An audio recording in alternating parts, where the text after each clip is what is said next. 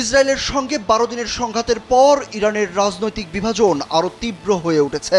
দেশটির president Masoud পেজেশকিয়ানের বিরুদ্ধে এবার সর্বোচ্চ নেতা আয়াতুল্লাহ আলী খামেনিকে উৎখাত করে অভ্যুত্থান পরিকল্পনার অভিযোগ উঠেছে। ইরান ইন্টারন্যাশনাল জানিয়েছে, ইরানের 30 জনের বেশি সংসদ সদস্য প্রেসিডেন্ট পেজেশকিয়ানকে অপসারণের আহ্বান জানিয়েছেন। বিষয়টি যুদ্ধ পরবর্তী সময়ে ইরানি গভীর ক্ষমতার দ্বন্দ্বকে প্রকাশ করে দিয়েছে।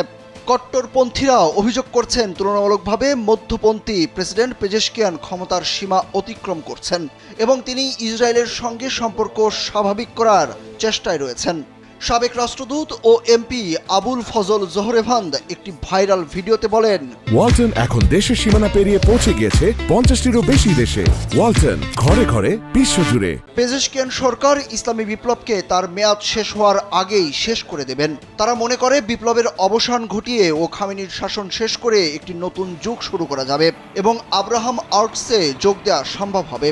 তবে এই ধরনের বক্তব্যকে অনেকেই অতিরঞ্জিত মনে করছেন। খামেনির ঘনিষ্ঠ উপদেষ্টা মোহাম্মদ মোকবের স্পষ্টভাবে পেজেশকিয়ানের উপর চাপ প্রয়োগের বিরোধিতা করেছেন।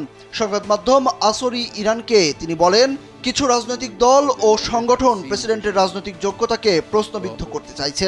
এটি একটি ভুল পদক্ষেপ।